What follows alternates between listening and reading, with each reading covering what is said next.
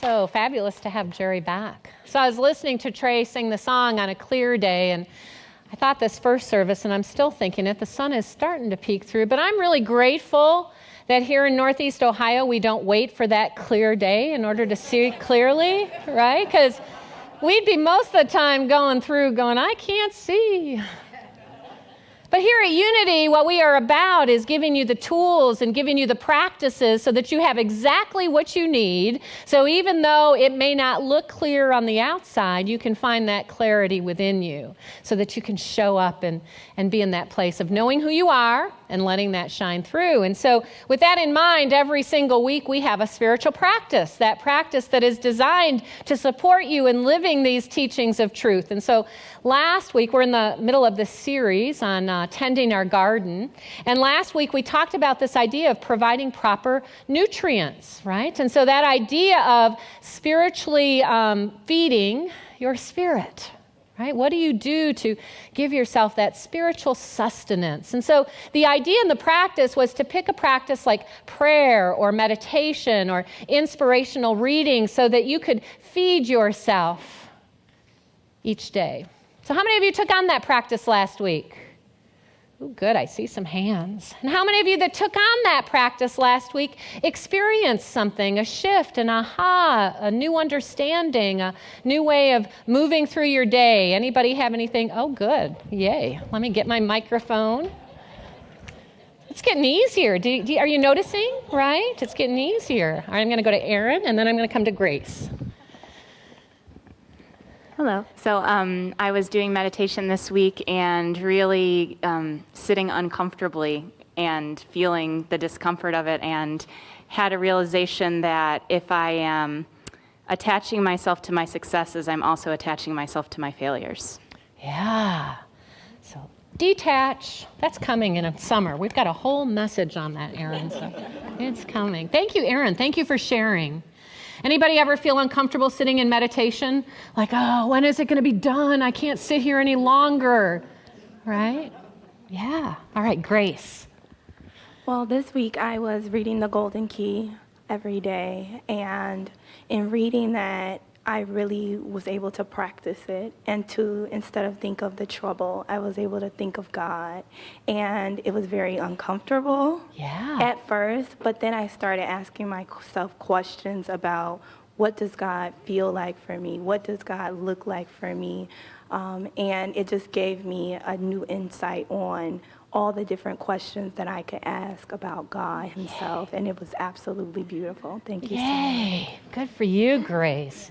Shift happens, right, when we do that. Anybody else? I don't want to miss anybody. If anybody else wants to share. Super. So thank you for sharing the ways that you are being inspired to stretch and grow and transform your lives. And I really personally feel it's helpful to hear from one another, right, what these practices are doing. So thank you, Erin and Grace, for playing along today. So our series continues today on tending our garden, and today we're taking a look at the idea of pruning. Pruning. So each week I have been sharing ideas with you about how our current farming practices, especially in the last 100 years, are impacting our being here on planet Earth. So I thought I would look around for something like that on pruning, but there's nothing there. There's no big, huge changes that have been taking place around the idea of pruning. And I thought, isn't that interesting? And then I realized the why.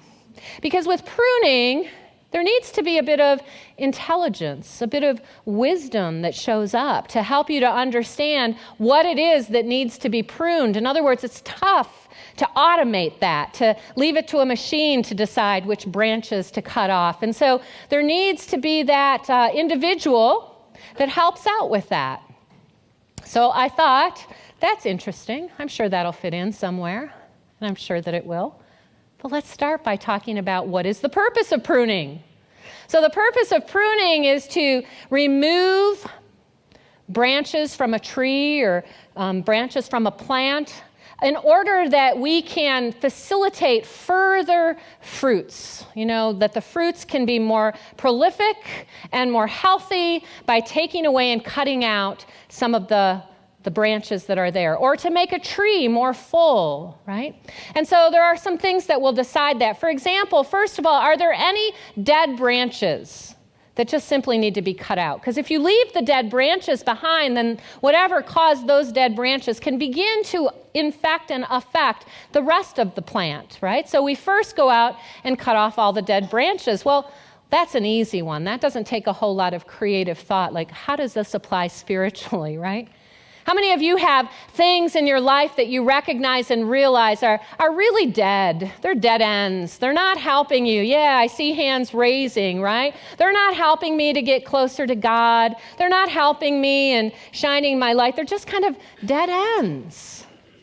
And the kind of dead end that it may be is going to be different for each and every one of us. For some of us, it might be that there are relationships in our life that we are recognizing and realizing are dead ends, that we need to have healthy boundaries around us. So in Unity, we talk about the power of love and the harmonizing power of love and showing up and being loved. But guess what? That does not mean that we roll over and become doormats for everybody because I'm just supposed to be loving you. Right? Healthy boundaries is still very important. And so we could have some pruning that we need to do of relationships that we recognize are no longer helpful or healthy for us to be in. Right? Different actions that we're taking that we recognize and realize this is cutting me off from really experiencing God's power and presence. So habits, right, that we get caught up in that might need to be pruned away, because it's just not helpful, dead ends. Everybody recognize what those might be in your life? Yeah? So the second thing that we do with pruning is we prune off those areas where different branches are running into one another. Because if they're running into one another, then they might be rubbing against each other. They might cause damage. They're crowding each other out. The light is not able to get where the light needs to go. And so we need to move in and cut off those branches that are crowding out. So we all might have things in our life, right, that crowd out what we know that we need to be doing in order to show up fully and completely in this idea that I am the Christ. It might be like, I've talked about it often enough. It's such an old story, and I'm so tired of it. And I'm working through it, as I'm sure all of you are. But it's just there in our human nature, the idea of not enoughness. Anybody got that one? Right? Not enoughness or unworthiness. Right? We carry these ideas with us, and those ideas start rubbing against and crowding out the idea that I'm the light, that I'm the Christ, that divine power and presence is within me and is uniquely wanting to express as me.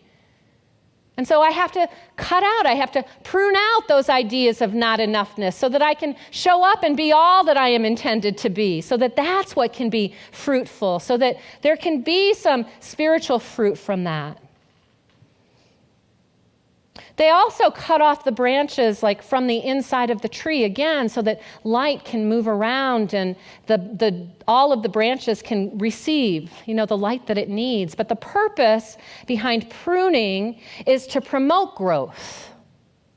It seems counterintuitive, really, when you think about going in and starting to cut up a tree or cut up a shrub and you think I'm doing more damage than I should.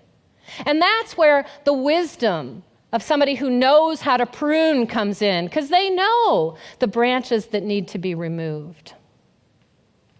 You can prune too much and actually cause damage to that tree or that bush or that plant. And I started to think about that. Like, how does that apply to us? Are there things that we could prune too much away and it's no longer helpful? So I want you to pause for a minute, and I want you to think about something you'd like to prune out of your life.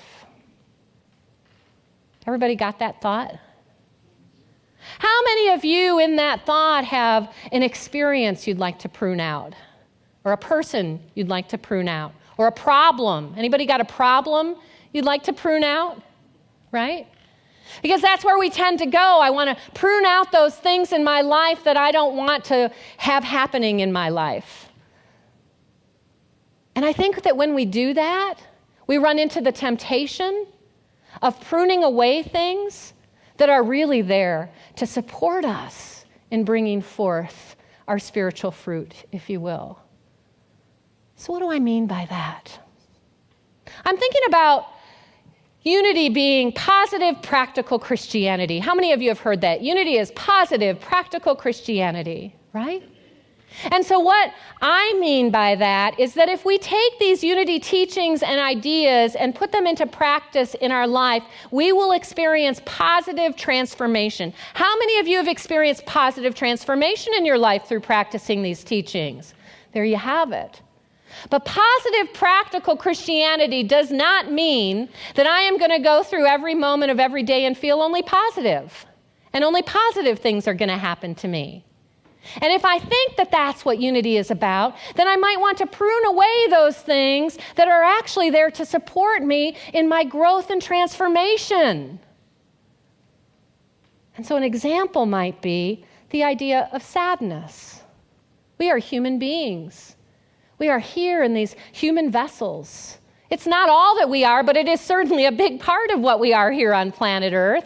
And so we have this full range of emotions that moves through as human beings, don't we? And so there are moments when we feel sad. Anybody here never feel sad?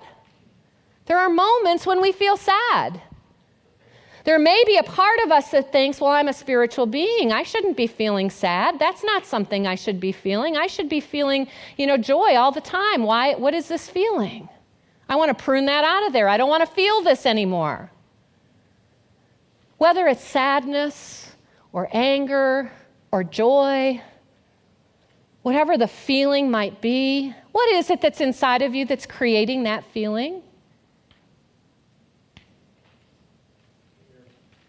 It's simply a chemical reaction that's occurring in your brain that brings about different feelings. And as human beings, we have situations that happen to us, experiences that happen to us that bring out the full range of the feelings of what we are. And where we run into problems is if we think that we can't be feeling certain things if we are spiritual. There's something wrong with us then. We're not doing our work the right way. And so we want to cut off that sadness. And in fact, it's not just here in this community where we hear that. I mean, in life itself, we're not taught that it's okay, for example, to be sad. It's why so many people are on antidepressants.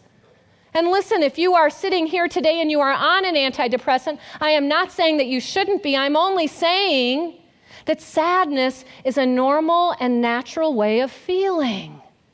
But we've been taught it's not okay. And we've been taught that we have to do whatever we need to do to cut it out of our life. And in so doing, we begin to deny a very real human emotion that's there to support us in transforming and learning and stretching and growing. Another one that I often hear about is anger. As spiritual beings, you're not supposed to be angry. Anybody feel angry this week about anything? Right? We tell ourselves, I shouldn't feel that way. I'm a spiritual being. I'm supposed to be loving all the time. I got to cut that anger right out of there. And in the process, we lose the opportunity to see, what is that anger there to show me? What is it there to reveal to me? Now, going back to that chemical reaction that occurs in our brain, if we don't attach a story to it, if we don't tell ourselves what we should or shouldn't be feeling or what this feeling means in our life or how good or bad we are because we're having these feelings, if we don't attach a story to it, how long will that feeling last in your body if you can release it and let it go? I hear it. 90 seconds. Physiologically, 90 seconds is all it takes for a feeling to be there, to be felt. Don't attach a story to it and let it go. And it'll move through you in 90 seconds. But anger is there to bring us someplace. We might be angry at a very just thing. And we might say, I can't feel that anger. I need to cut that anger out. And we might miss that opportunity for that anger to move us into some kind of action. The problem becomes when we become so identified with that anger and we react from it, rather than pausing and thinking about how am I being called to respond to this anger. Great changes have happened when people have gotten angry enough and then centered enough to determine and discern, what do I do with this anger? I mean, even Jesus got angry. Remember that? So we don't have to cut out our anger. We have to sit with our anger. We have to realize I'm angry right now. Where is this anger taking me? What fruit wants to be demonstrated through this anger? Because I'm telling you, the anger can move you into action that can shift mountains. The anger is not the problem. It's what we've told ourselves about the anger. You might have an experience that you'd like to cut out of your life. You know, I'm really tired of dealing with this lack and limitation on my life, and I'd like to finally cut it out of there and be done with lack and limitation for once and for all, right? So I want to cut that out of my life. But in the process of wanting to cut it out of your life, you are losing the opportunity to ask, what is this here to show me? What is it here to reveal about me? What is that Spirit of God that is inside of me there to meet this moment with, so that I can face it and walk through it in a whole new way and learn something about myself that I never knew? That situation that you might want to cut out of your life, that relationship that you might want to cut out of your life because it's not working anymore, might be the very thing that takes you to the courage to speak your truth. It might be the very thing that takes you to the point of receiving an idea that you never imagined possible in meeting this particular situation. And so if you don't just automatically decide to cut off those negative things, prune them off so that you can be rid of them, because I'm spiritual and I'm supposed to always be happy and I'm supposed to always only have good things happening to me, isn't that what spirituality is about? Pruning and the wisdom to know what to prune and what to leave, because it's there to teach me something. Relationships. How many of you want to prune relationships out of your life? I see it happening a lot nowadays as we butt up against each other and we have friends or family members even that we don't agree with, and we want to just cut them out of our life. How could they think that way? I just want them out of my life. I can't deal with that kind of negativity. Anybody ever think that? But in the process, what we're missing is an opportunity to stretch into giving birth to something new. So one of the things that I've done, I am on Facebook. I'm friends with some of you. And on Facebook, I like to use this as my opportunity for spiritual practice. How am I showing up in this conversation? It's all about me and how I'm showing up. And what I see, for example, on Facebook or those kinds of social media things, is people cutting each other off. I'm not going to be your friend anymore because you don't agree with me. I always feel sad about that. It feels like immature pruning to me because it doesn't allow me and you to change. And so I've had this experience over the last couple of weeks that astounded me. I got into conversations with people on Facebook I don't know who they are. They're friends of friends. But they disagreed with me. And so I started to have conversations with them. Mainly the conversation that I have when I'm doing my spiritual practice on Facebook is help me to understand. Help me to understand why you believe this way. Help me to understand how you think this will help. Help me to understand. And I just kept with the conversation in that way. Help me to understand. And in 2 conversations over the last couple of weeks, it was amazing, the result. Because in the end, each one came to me and said, I think we have more in common than I ever imagined. Imagine that. They said, I think we would actually be friends if we met one another. Oh my gosh, you can have friends with people you don't agree with. They said, keep speaking out about what you're speaking out about. It's important that we find a way to come together, to meet with one another for understanding and not just butting our heads back and forth. Now, had I just decided to prune those conversations out because they were too negative, I'm not going to change anyone's mind, I don't need this kind of aggravation in my life, whatever, I never would have experienced the fruit of those conversations, which reminded me that I can meet someone that I don't agree with and have a conversation for understanding. And you know what? It's not true that nobody's mind is going to be changed. My mind was changed. And that was the fruit of not pruning those conversations out of my life. So with pruning, I think we have to be really careful. We have to discern when we are wanting to prune because we don't particularly like what we're going through. We don't particularly like the feelings we're feeling. We don't particularly like the way that the other is showing up or the way we're showing up. We just want to get rid of this. I've got those in my life. I'd like to get rid of all of those things. But what I've recognized is that if I pause and breathe and ask that deep inner wisdom, do you know, each of you, that you have a deep inner wisdom within you? You have the power of wisdom inside of you, and this power of wisdom is there to help you to discern, just like that professional pruner uses the power of his wisdom and experience to discern which branches to cut off. You are invited to use that wisdom within you to discern, is this really something that I need to cut off and prune in my life? Or am I just trying to get back to, I need to feel good? I need to feel good. I feel like I need to qualify it with this too. There are certain traditions that believe we need to suffer to grow. We need to suffer to transform. We need to suffer to please God. Unity doesn't teach this. Unity knows that God is good and God is good all the time, and God wants us to experience our good. That's the truth. But it doesn't prevent us from going through very real human experiences here. Experiences that are challenging, experiences that are hard, relationships that are difficult. It doesn't mean that we should cut those out because we only want to get back to the good. God's good. Let me be good.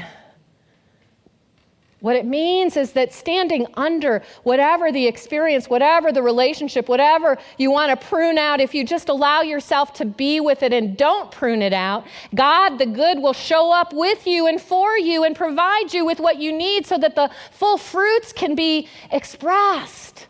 Fruits like compassion, fruits like understanding, fruits like forgiveness, fruits like love, fruits like joy that can be the result of walking through that experience. Because otherwise life is really shallow. Do you see that? If we just cut off everything that we don't like and don't walk through those things, life is very shallow. And we don't get to meet the depths of who we are and the depths of what the divine is in our life. We don't have to go seeking for the suffering. But if we find ourselves in a challenge, I'm inviting us to think about, let's not be so quick to want to get rid of this from our life. Let's be willing to look at how it's growing us, how it's stretching us. The idea of pruning. What is it that you need to prune from your life at this time? If you get still and listen within, what is it that you need to release, to let go of? What idea, what thought is inviting you to prune that so that you can fully express the divine? That's our practice. That's what we're going to engage in this week. And so on the back of your bulletin, you'll find that practice. What parts of yourself need to be pruned away? Get still. Listen. Be willing to hear honestly what it is that needs to be pruned away. Do you need to prune away worry? Anybody here worry? Right? Well, here's an easy one. That's one of those dead branches. It gets you nowhere. I mean, how many times do we spend all of this time worrying and nothing ever comes of it? Like probably 99.9% of the time, that little 0.1%, we go, see, I was right, I needed to worry about this. And then we use that as our excuse to continue worrying. Worry is a dead branch. It's time to clip that one off. The belief of not enough, as I've already said. The idea that you are less than, as we've already talked about.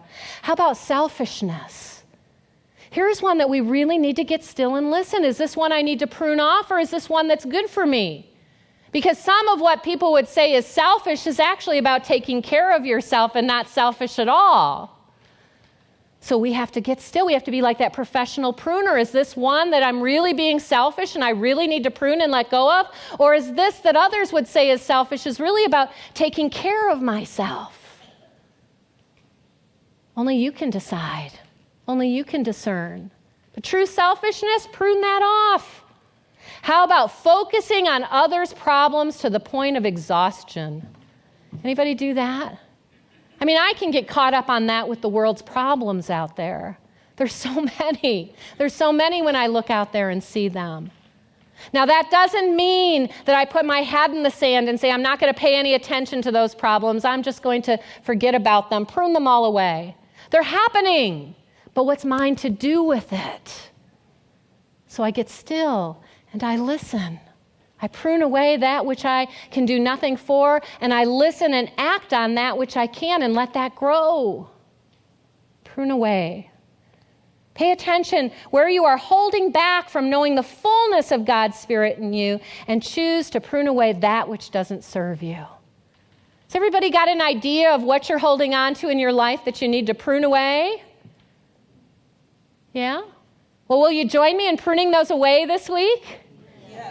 And we'll see what wants to blossom as we prune away those areas of deadness, of not growth, that's not healthy. Let's see what happens, what blossoms come about as we prune away that which does not serve.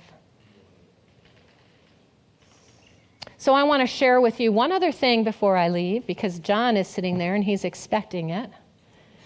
We're tending our garden through this series, and you know, Unity Spiritual Center has a large garden, right?